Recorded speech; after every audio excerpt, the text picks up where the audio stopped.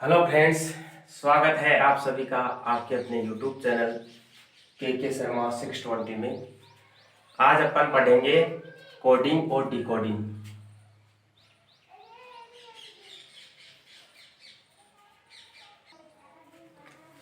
Coding और decoding जो chapter है दोस्तों, वो है अपने सब्जेक्ट रीजनिंग का। रीजनिंग सब्जेक्ट का एक टॉपिक है कोडिंग और डिकोडिंग। कोडिंग और डिकोडिंग दरअसल क्या होता है, ये उसी के ऊपर आधारित है जो अपन ने अल्फाबेट नामक सीरीज पढ़ी थी।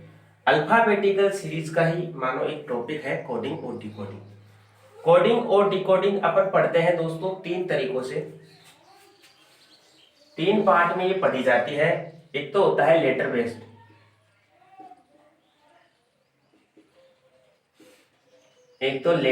कोडिंग डिकोडिंग पढ़ी जाती है। दूसरी पढ़ी जाती है नंबरिंग कोडिंग डिकोडिंग।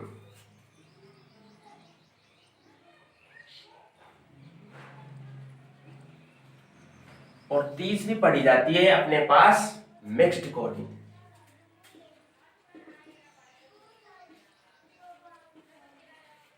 ये मिक्स्ड कोडिंग वाला जो पार्ट है दोस्तों, ये दरअसल आता है राजस्थान की जितनी भी एग्जाम होती है उनमें।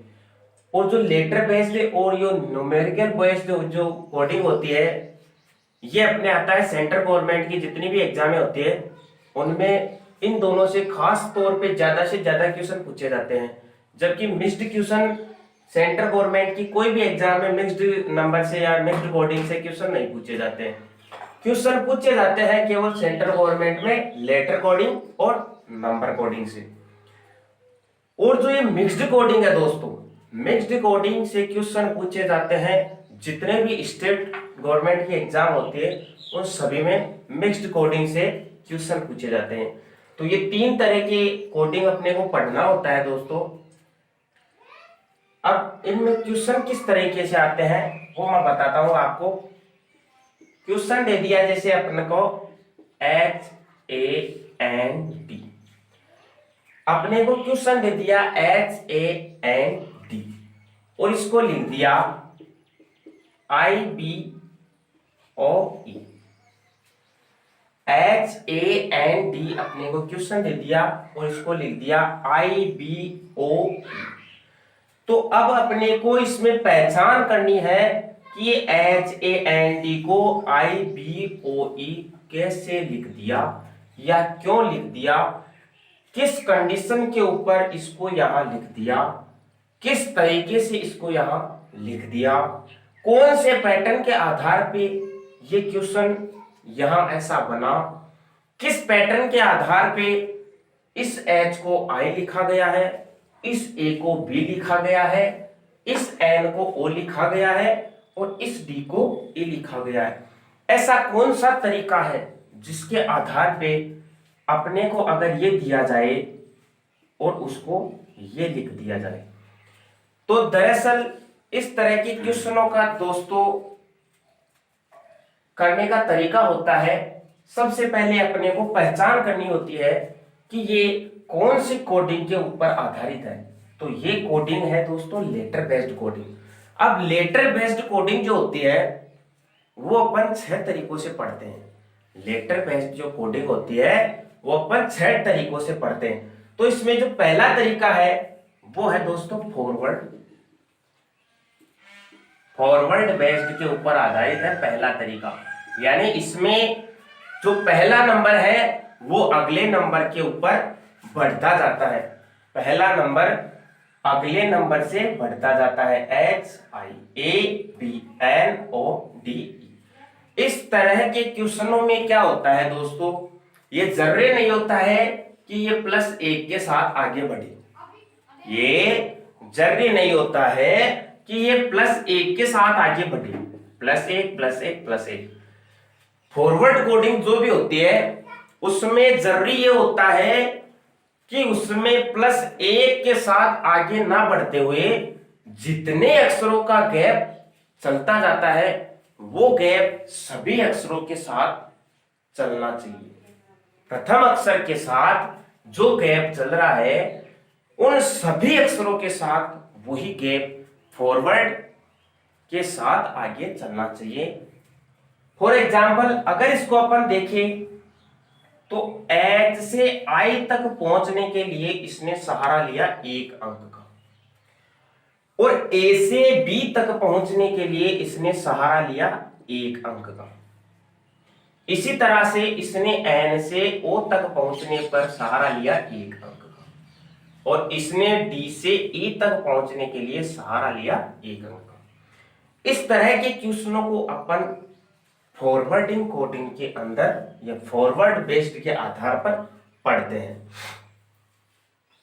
अब इस तरह के क्वेश्चनों में क्या होता है, ये तो थी बात +1 के साथ आगे बढ़ने की। अब जरूरी नहीं है कि +1 के साथ ही आगे बढ़ा जाए, इसमें अपने को क्वेश्चन और भी पूछे जा सकते हैं कि +1 के साथ आगे बढ़ जाए, और +2 के साथ आगे बढ़ जाए, और +3 के साथ आगे बढ़ जाए। जो पहले अक्षर है वो पहले अक्षर +1 के साथ आगे बढ़ जाए, दूसरा अक्षर +2 के साथ आगे बढ़ जाए, तीसरा अक्षर +3 के साथ आगे बढ़ जाए। फॉर एग्जाम्पल अगर अपने को यही दिया हुआ था HAND और इसमें कोडिंग आती और ये +4 के साथ 14 और 3 17 पे आता है, क्यों 4 और 4 8 पे आता है। तो अगर HAND को ICQH लिखा जाता है, HAND को ICQH लिखा जाता है, तो सिल्क को क्या लिखा जाएगा? इस तरह से अपने को एग्जामिनर ने अगर क्वेश्चन पूछ लिया तो अभी तक तो अपने पास अगर HAND दिया हुआ होता और उसको कहा गया था कि HAND को IBOE लिखा जाता है, तो सिल्क को क्या लिखा जाएगा? तो इस तरीके से अपन इसका जवाब दे देते थे कि इसमें +1 के साथ सभी अंक आगे बढ़ रहे हैं, इसमें +1 के साथ सभी अंक आगे बढ़ रहे हैं, तो S में अगर +1 करेंगे तो T आ जाएगा, I में अगर +1 करेंगे तो J आ जाएगा, L में अगर +1 करेंगे तो M आ जाएगा, और K में अगर +1 करेंगे तो L आ जाएगा। तो इसका जो आंसर बनता है वो बनता है TJML। TJML किसके आधार पर? +1 के साथ आगे बढ़ने के आधार पर। इसी तरह से अपने को अगर क्वेश्चन दिया जाए कि HAND को ICQH लिखा जाता है, HAND को ICQH लिखा जाता है, तो SILK को क्या लिखा जाएगा? SILK को क्या लिखा जाएगा? तो सबसे पहले इस तरीके के क्वेश्चनों को पहचानने के लिए अपने को देखना होता है कि इनके सबसे पहले नंबरिंग कर ले अपन। इस तरह के क्वेश्चनों को करने का एक ही मेथड होता है कि अगर अपने को इनकी नंबरिंग जब तक याद नहीं रहेगी तब तक अपन श्योर ही नहीं कह सकते कि ये आंसर अपना सही है। जब तक इनकी नंबरिंग याद नहीं रहती अपने को तब तक अपन श्योर ही नहीं कर सकते कि ये जो अपन ने आंसर निकाला है वो सही है या गलत। तो सबसे पहले इनकी नंबरिंग याद रखनी बहुत जरूरी है दोस्तों। जब अपन बात कर रहे थे अल्फाबेटिकल सीरीज की तो मैंने बताया था आपको कि सबसे पहले आपको याद करना है इनकी नंबरिंग। जब तक आप नंबरिंग याद नहीं कर लेते हो, जब तक आप इनके प्लेस वैल्यू याद नहीं कर लेते हो, तब तक अल्फाबेट से जितने भी टॉपिक जुड़े हुए हैं आप उनका कतई सॉल्यूशन नहीं कर सकते हो दोस्तों। तो अब अपन देखते हैं कि HAND को ICQH किस आधार पर लिखा गया है। ये जो नंबर बेस्ड सीरीज है वो फॉरवर्डिंग बेस्ड के ऊपर है या बैकवर्ड बेस्ड के ऊपर है। तो सबसे पहले देखते हैं कि h को I लिखा गया है। अब अगर अपने को नंबरिंग कोड याद नहीं है, इनकी प्लेस वैल्यू याद नहीं है, तो अपने को क्या पता कि ये फॉरवर्डिंग बेस्ड है या बैकवर्ड बेस्ड है, ये बढ़ते हुए क्रम में सीरीज है या ये घटते हुए क्रम में सीरीज है। ये अपन तब तक मालूम नहीं कर सकते जब तक अपने को इनका स्थानीय मान, इन नंबरों की प्लेस वैल्यू अपने को जब तक याद नहीं रहेगी तब तक अपन इस क्वेश्चन में ये अंदाजा नहीं लगा सकते कि ये आगे बढ़ते हुए क्रम में है या पीछे घटते हुए क्रम में। तो अब सबसे पहले अपन देखते हैं कि h को I लिखा गया है। h को I किस आधार पे लिखा गया है? अगर अपन बात करें अपन इन नंबरों की, तो h आता है 8 नंबर पे, a आता है 1 नंबर पे, n आता है 14 नंबर पे और d आता है 4 नंबर पे। तो इस तरीके से अपन इनकी नंबरिंग कर देते हैं तो क्वेश्चन को सोल्व करना बहुत ही इजी हो जाता है दोस्तों। अब देखते हैं I कितने नंबर पे आता है? 9 नंबर पे, C 3, Q 17, H 8। इस तरीके से ये क्वेश्चन किए जाते हैं। अब इन नंबरों के आधार पे इस क्वेश्चन को करना इतना इजी हो गया जितना अगर अपन इस आधार पे इस क्वेश्चन का आंसर निकालते तो अपने को लगते 3 मिनट, लेकिन नंबरिंग आधार पे अगर इस क्वेश्चन को अपन करने जाएंगे तो अपने को समय लगेगा केवल और केवल 5 सेकंड। अब 5 सेकंड का कैसे लगा समय कि अपन जानते हैं कि 8 से 9 आने में 1 नंबर आगे बढ़ना पड़ता है अपने को, और 1 से 3 आने में 2 अंक आगे बढ़ना पड़ता है अपने को, और 14 से 17 तक जाने के लिए अपने को 3 अंक आगे बढ़ना पड़ता है, और 4 से 8 तक जाने के लिए अपने को 4 अंक आगे बढ़ना पड़ता है। अब अपन देखेंगे कि +1, +2, +3 और +4 ये एक फॉरवर्ड बेस के ऊपर आधारित सीरीज बन चुकी है। तो जिस तरह से ये सीरीज बन चुकी है, अपने को ऐसी और इसी तरह की सीरीज जो क्वेश्चन पूछा गया अपने को उसमें भी बनानी है।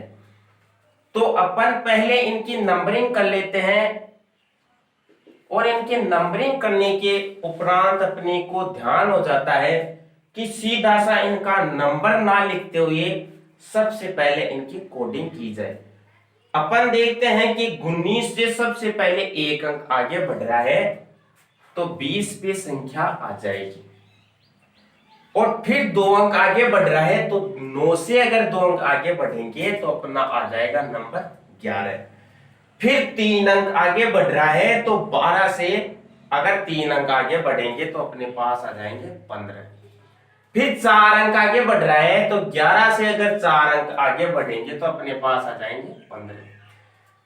अब अगर अपने को प्लेस वैल्यू याद है तो अपने को सीधा सा इनमें प्लेस वैल्यू पुट कर देनी है। प्लेस वैल्यू जब अपन इनमें पुट कर देते हैं तो अपना आंसर निकल के आ जाएगा PKOO। इस तरह से अपना आंसर निकल के आ जाएगा। इस तरह के क्वेश्चनों में क्या होता है दोस्तों कि इस तरह के क्वेश्चनों में कभी भी कोई ट्रिक काम नहीं करती है। ट्रिक केवल एक ही है कि इनकी प्लेस वैल्यू हमेशा आपको याद रहनी चाहिए।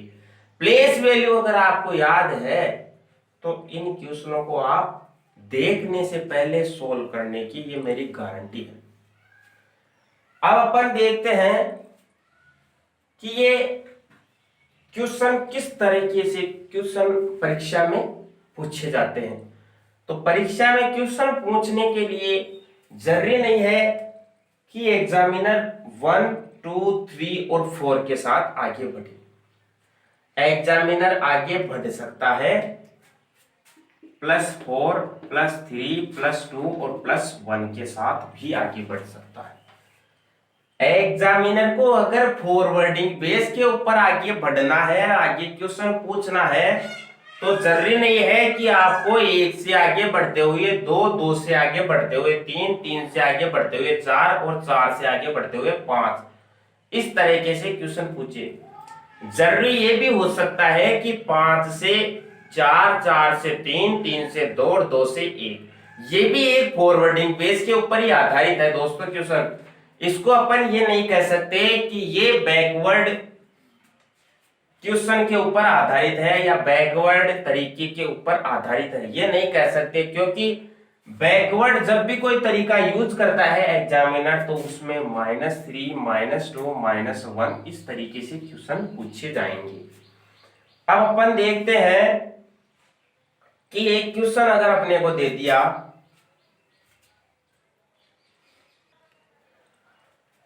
क्वेश्चन देने से पहले अपन बात कर लेते हैं कि इस तरीके के जो क्वेश्चन होते हैं वो कितनी टाइप में पूछे जाते हैं। तो अपनी एक तो टाइप है दोस्तों फॉरवर्ड बेस के ऊपर आधारित, एक तो टाइप हो गई अपनी फॉरवर्ड बेस के ऊपर आधारित। ये जो लेटर बेस्ड वाले क्वेश्चन है ये दरअसल 6 टाइप में पढ़ने होते हैं अपने को, ये दरअसल 6 टाइप में पढ़ने होते हैं अपने को। इसकी फर्स्ट टाइप अपन ने क्लियर कर ली है दोस्तों। फर्स्ट टाइप है इसकी फॉरवर्ड बेस के ऊपर आधारित, फर्स्ट टाइप है इसकी फॉरवर्ड बेस्ड के ऊपर आधारित।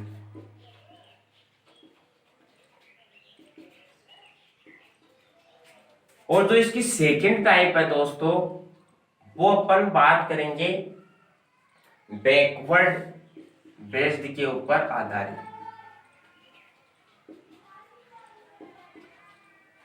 और इसकी थर्ड टाइप है वो अपन बात करेंगे पेयर के ऊपर आधारित।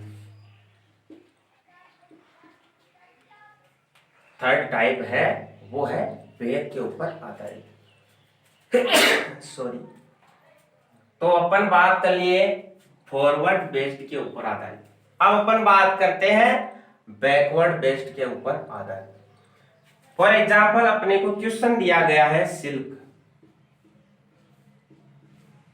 अपने को क्वेश्चन दिया गया है सिल्क और इसको लिखा गया है, क्वेश्चन दिया गया है सिल्क और इसको लिखा गया है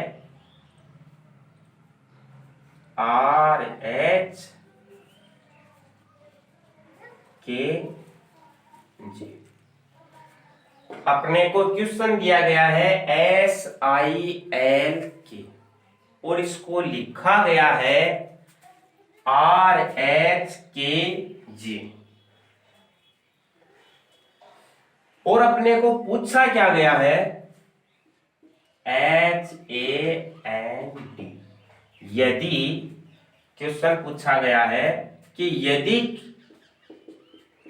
यदि सिल्क को RHKJ कहा जाए तो HAND को क्या कहा जाएगा या HAND को क्या लिखा जाएगा, ये अपने पास क्वेश्चन दे दिया गया है। तो अपने को सबसे पहले तो जानना है कि ये जो क्वेश्चन दिया गया है ये फॉरवर्ड बेस्ड के ऊपर आधारित है या बैकवर्ड बेस्ड के ऊपर आधारित है।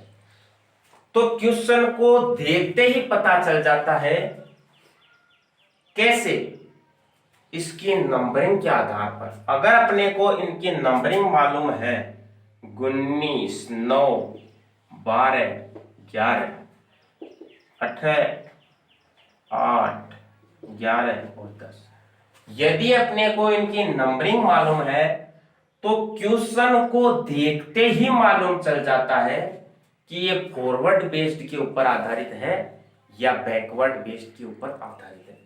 अब इस क्वेश्चन में क्या हो रहा है कि 19 से 18 तक अगर अपने को पहुंचना है, अपन 19वें नंबर पे खड़े हैं, किसी रो में अपन 19वें नंबर पे खड़े हैं।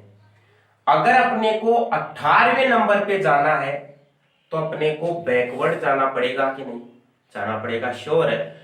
और अगर अपने को कहा जाए कि अपन 19वें नंबर पे खड़े हैं और अपने को 20वें नंबर पे जाना है। अपन 19वें नंबर पे खड़े हैं और अपने को 20वें नंबर पे जाना है, तो अपन उसको बैकवर्ड कहेंगे या फॉरवर्ड? तो सीधी सी बात है कि अपन उसको फॉरवर्ड कहेंगे। तो अब अपन समझ चुके हैं कि 19 से 18 तक पहुंचने के लिए इसको एक अंक पीछे आना पड़ेगा। इसी तरह से 9 से 8 तक पहुंचने के लिए इसको एक अंक पीछे आना पड़ेगा। इसी तरह से 12 से 11 तक पहुंचने के लिए इसको एक अंक पीछे आना पड़ेगा, और इसी तरह से 11 से 10 तक आने के लिए इसको एक अंक पीछे आना पड़ेगा।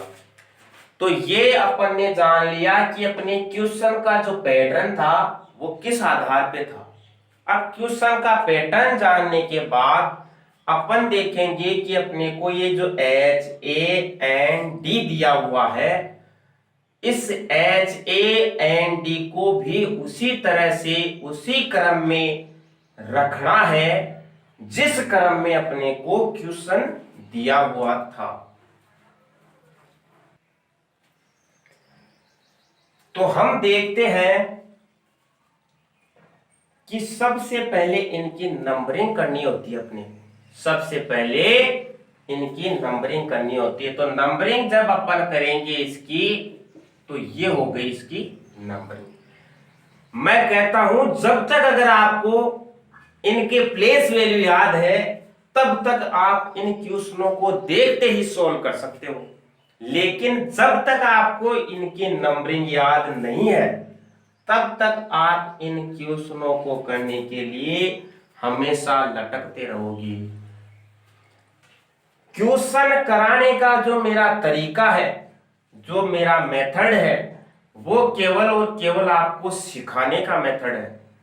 वरना क्वेश्चनों की कतार अगर देखी जाए तो किताबें पड़ी है, किताबें भरी हुई पड़ी है। इन क्वेश्चनों की अगर कतार देखी जाए, अगर अपने को क्वेश्चन ढूंढना ही है तो क्वेश्चन बहुत पड़े हैं आपके पास, लेकिन मेरा केवल मेथड यही है कि आपको क्वेश्चन को करने का तरीका बता देना, उसको करने की ट्रिक बता देना। ट्रिक क्या है? इस पूरे और सारे टॉपिक में एक ही ट्रिक है, केवल और केवल आपको इनकी नंबरिंग याद होनी चाहिए। जब तक आपको इनकी नंबरिंग याद है तब तक आप इन क्वेश्चनों को ट्रिक के साथ, ट्रिक के जैसा, ट्रिक से भी जितना तेज कर पाओगे। लेकिन अगर आपको नंबरिंग याद नहीं है तो आप इन क्वेश्चनों को ट्रिक क्या, पूरे मेथड से भी अगर करने के लगोगे तो भी आपका इनका आंसर बनेगा नहीं। अब अपन देखते हैं कि ये जो क्वेश्चन है इसको अपने को बैकवर्ड में लेना है। बैकवर्ड में अगर अपन इसको लेंगे, बैकवर्ड में अगर अपन इसको लेंगे तो 8 से 1 माइनस आने के लिए अपने को जाना होता है 7 पे, और 7 पे जब अपन जाएंगे, 7 पे जब अपन जाएंगे तो अपने पास नंबर आएगा जी। 7 पे जब अपन जाएंगे तो अपने पास नंबर आएगा जी। इसी तरह से ये -1, ये -1, ये -1, इन सभी को -1 करने के उपरांत आपका आंसर बन जाएगा दोस्तों। अब अपन इसमें कुछ ट्रिक इस तरीके से देखते हैं कि वर्णमाला में कुछ अक्षर या कुछ शब्द ऐसे दिए हुए होते हैं जिनकी नंबरिंग उन अक्षरों में ही छिपी होती है। फॉर एग्जाम्पल, ये अपने पास है जी, ये अपने पास है जी। अब अगर अपने को पूछा जाए कि जी की प्लेस वैल्यू कितनी होती है, जी का अगर नंबरिंग निकालना हो तो जी का स्थान कितना होता है, तो ये है जी। जी में ही इसका नंबर छिपा हुआ है। कैसे? अगर अपन इसको हटा दे तो जी कितने नंबर पे आ गया? 7 नंबर पे। तो कुछ ऐसे नंबर है जिनकी आपको देखते ही नंबर मालूम हो जाएंगे।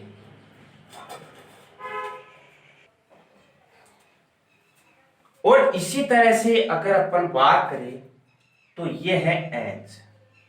अगर अपने को कहा जाए कि एच की प्लेस वैल्यू या एच का स्थानीय मान या एच कितने नंबर पे आता है, तो अपने को उसको याद ना रखते हुए सीधे से एच से इस तरीके से कर देना है और ये बन गया एक गोला इधर और एक गोला इधर। एच की नंबरिंग क्या आ गई? 8। एच की नंबरिंग क्या आ गई? 8। इसी तरह से एक नंबर और होता है आई। अगर इस आई को इस तरह से घुमा दिया जाए तो इसकी नंबरिंग क्या बन जाती है? 9। तो इस तरीके से इन जो नंबर की संख्या है, अल्फाबेटिकल जो सीरीज है, वो नंबर आपको जरूर और जरूर याद रखने ही है। क्योंकि जब तक अगर वो नंबर आपको याद नहीं रहेंगे तब तक अल्फाबेट से जुड़े हुए जितने भी क्वेश्चन है, अल्फाबेट से जुड़े हुए जितने भी टॉपिक है, वो सारे के सारे टॉपिक निकालने में आपको हमेशा दिक्कत होती ही रहेगी दोस्तों। तो सारे टॉपिक निकालने में आपको हमेशा दिक्कत होती ही रहेगी। अब ये जो दो टाइप अपन ने कवर कर ली है दोस्तों, इनका अगर पूरा का पूरा मेथड देखा जाए या पूरा का पूरा मेथड सीखा जाए तो अभी तक अपन ने क्या सीखा है? अभी तक अपन ने इन दोनों टाइप में क्या सीखा है? अभी तक ऐसा क्या सीखा है जिसकी मदद से हमें ये दोनों के दोनों जो पार्ट है, दोनों की दोनों जो टाइप है, वो हमेशा के लिए याद रहे। तो अपन ने अभी तक दो ही चीजें सीखी है कि फॉरवर्ड बेस्ड के ऊपर जो क्वेश्चन आते हैं दोस्तों, फॉरवर्ड बेस्ड के ऊपर जो क्वेश्चन आते हैं उनमें +1, +2, +3 या +4 इस तरीके से क्वेश्चन पूछे जाते हैं। फॉर एग्जाम्पल फॉरवर्ड बेस्ड में जो क्वेश्चन आते हैं उनको +1 +1 +1 +1, और फॉरवर्ड बेस्ड में जो क्वेश्चन आते हैं उनको इस तरीके से भी क्वेश्चन आते हैं +2 +2 +2 +2। ये तो हो गई फॉरवर्ड पैटर्न, यानी यहां से यहां तक आने के लिए आपको +1 जाना पड़ेगा, यहां से यहां तक जाने के लिए आपको +2 जाना पड़ेगा। यह है फॉरवर्ड पैटर्न। दूसरा पैटर्न अपन ने सीखा बैकवर्ड पैटर्न। बैकवर्ड पैटर्न पे अगर ये अपने को सीरीज दे दी जाती थी तो इस तरीके से क्वेश्चन पूछे जाते हैं -1 -1 -1 -1, या फिर एक लंबी सीरीज अगर पूछ ली जाती है तो -1 -2 -3 और -4, या फिर एक रेगुलर सीरीज पूछ ली जाती है अपने को, तो वो फिर किस तरीके से पूछ ली जाती है? -2 -3 -4 -5 इस तरीके से भी पूछ ली जाती है। तो ये थी अपनी दो टाइप। इसके अलावा अपन बात करेंगे अपनी तीसरी टाइप। इसके अलावा अपन बात करेंगे जो लेटर पेयर की तीसरी टाइप है उसकी। लेटर पेयर की थर्ड टाइप है दोस्तों पेयर बेस्ड।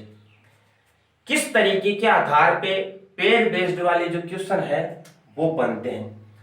पेयर बेस्ड क्या होता है? दरअसल पेयर बेस्ड को अपन इस तरीके से सीख सकते हैं दोस्तों कि ये और ये एक जोड़ा बन जाएगा, ये और ये एक जोड़ा बन जाएगा, ये और ये एक जोड़ा बन जाएगा, और ये एक जोड़ा बन जाएगा। फॉर एग्जाम्पल WRITE को VQHSD लिखा जाता है।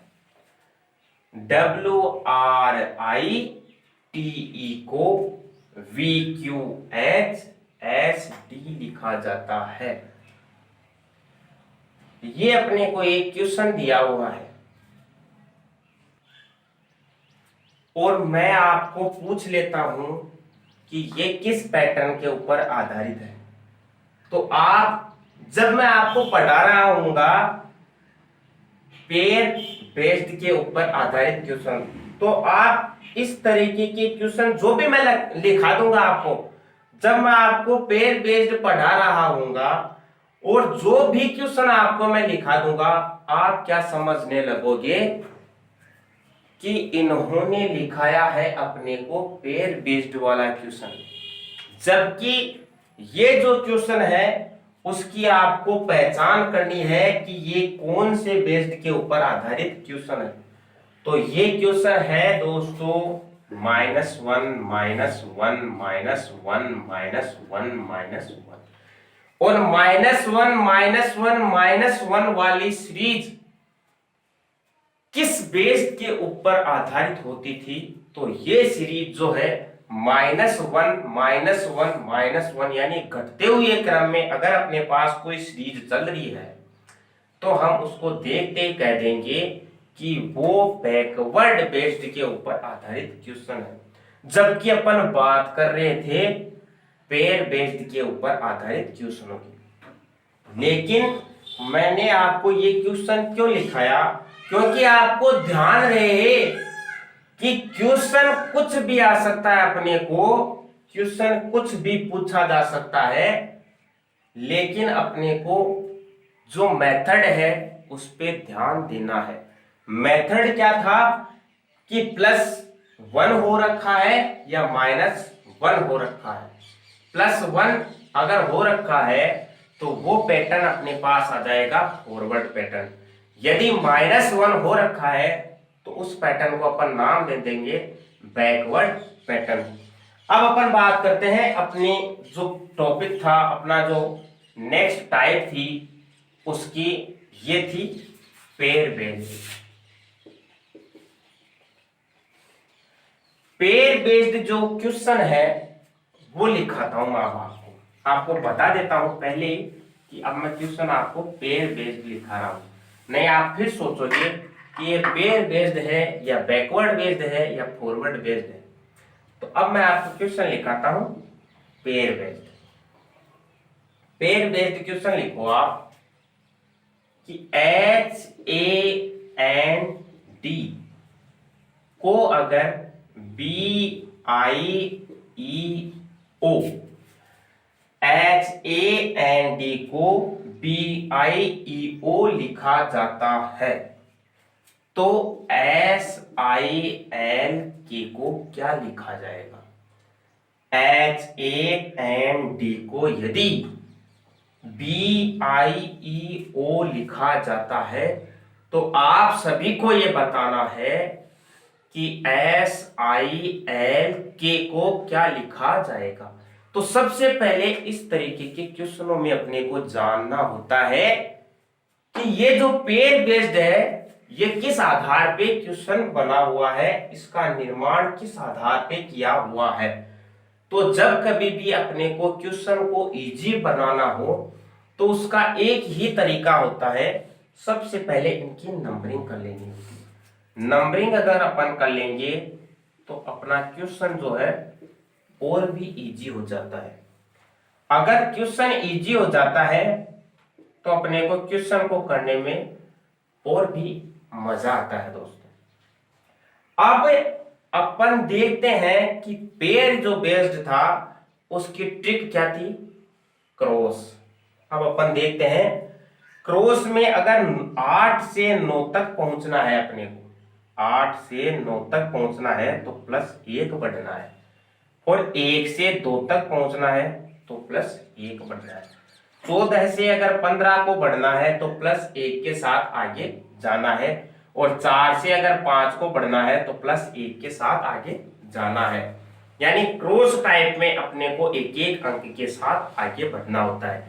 इसी तरह से अपन जो क्वेश्चन पूछा गया है उसको भी +1 के साथ आगे बढ़ना होगा, लेकिन क्रॉस टाइप में, पेयर के टाइप में अपने को उसको आगे बढ़ना होगा। अब अपने को दिया हुआ है SILK। इस क्वेश्चन को करने की सबसे पहले ट्रिक क्या है कि इसकी नंबरिंग कर ली जाए। जब अपन इसकी नंबरिंग कर लेते हैं तो अपने को क्वेश्चन करना और क्वेश्चन को बनाना और भी इजी हो जाता है। अब अपने को इसका तरीका मालूम है कि इसको क्रॉस के साथ आगे बढ़ना है। कितना? 1 अंक के साथ आगे बढ़ना है। जब अपन 1 अंक के साथ आगे बढ़ते हैं क्रॉस के साथ, तो अपने को पता है कि यहां 20 और यहां 10। क्यों? एक अंक के साथ तो आगे बढ़ रहे हैं। ये 9 से 10 को 1 अंक के साथ आगे बढ़ेगा और ये 19 से 20 तक पहुंचने के लिए इसको 1 अंक के साथ आगे बढ़ना होगा। इसी तरह से 12 से इसको 1 अंक के साथ आगे बढ़ने के लिए 13 तक पहुंचना पड़ेगा और इसको 11 से 1 अंक के साथ आगे बढ़ने के लिए 12 तक पहुंचना पड़ेगा। अब जब अपने पास ये नंबरिंग आ गई तो अपना आंसर आ गया। कैसे? मैं यही तो शुरू से बताता जा रहा हूं आपको कि इन नंबरों का आपको प्लेस वैल्यू या इन नंबरों का आपको प्लेस वैल्यू मालूम होनी चाहिए। तो 10 नंबर पे क्या आता है? जे। 20 पे टी, 12 पे एल और 13 पे एल।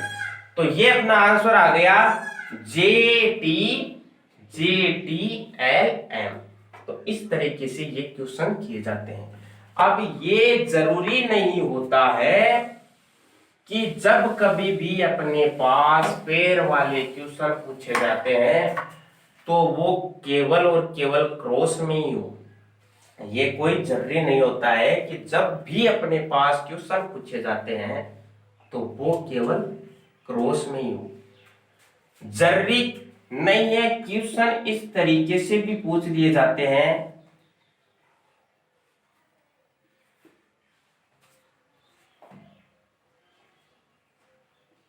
क्वेश्चन इस तरीके से भी पूछ लिए जाते हैं।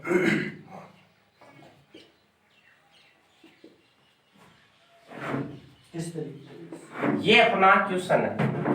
अब सबसे पहले अपने को पहचान करनी है कि ये किस तरीके से इसका निर्माण हुआ है। तो इसकी पहचान करने के लिए सबसे पहले अपने को क्या कर लेना है? इसकी नंबरिंग। दोस्तों मैं एक बात जरूर बता दूं आपको, मेरा काम है केवल और केवल आपको मेथड सिखाना। वरना अगर मैं क्वेश्चनों की लाइन लगाऊं यहां पे तो वो तो आपके पास पहले ही किताबें भरी पड़ी है। क्वेश्चन तो आपको बहुत सारे मिल जाएंगे लेकिन उन क्वेश्चनों का जो तरीका है करने का वो शायद आपको तरीका कहीं पे नहीं मिलने वाला है। जिस तरीके से मैं बता रहा हूं आपको वो तरीका ऐसा तरीका है कि एक बार अगर आपने सीख लिया और एक बार अगर आपने ढंग से सोच लिया तो दोबारा कभी आपको ये रीजनिंग पढ़ने की जरूरत नहीं पड़ेगी। मैं ये दावे के साथ कह सकता हूं आपको कि जो तरीका मैं बता रहा हूं आपको पूरे YouTube पे आपको कहीं नहीं मिलने वाला।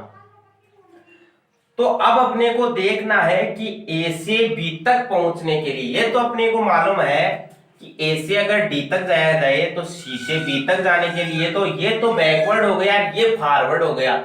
जबकि अपने को क्वेश्चन क्या दे रखा है? अपने को क्वेश्चन की पहचान करनी है पेयर बेस्ड के ऊपर आधारित। तो जब कभी अभी अपन पेयर बेस्ड के ऊपर आधारित क्वेश्चन इस तरीके से करते हैं तो ये तो इसका पेयर हो जाएगा और ये इसका पेयर हो जाएगा, ये इसका पेयर हो जाएगा। तो इस तरीके से भी क्वेश्चन किए जाते हैं। ये 1, ये 3, ये 5, 7 और 9, 4, 2, 6, 10 और 8। इस तरीके से ये क्वेश्चन किए जाते हैं। 1 से 2, 3 से 4, 5 से 6, 7 से 8 और 9 से 10। तो इस तरीके से ये क्वेश्चन किए जाते हैं। आज अपन ने बात की कोडिंग और डिकोडिंग की। कोडिंग और डिकोडिंग दरअसल 3 तरीकों से पढ़ी जाती है। नंबर बेस्ड के ऊपर आधारित, लेटर बेस्ड के ऊपर आधारित और एक तरीके से पढ़ी जाती है मिक्स्ड बेस्ड के ऊपर आधारित। अब अपन आज बात किए हैं लेटर बेस्ड के ऊपर आधारित। लेटर जो बेस है उसके ऊपर आधारित अपने को 6 टाइप पढ़नी होती है, लेकिन अपन ने आज बात की पूरे 3 टाइप की। दोस्तों पढ़ाने के लिए तो मैं आपको एक टॉपिक, एक चैप्टर पूरा का पूरा केवल और केवल एक क्लास में करवा सकता हूं, लेकिन क्या मतलब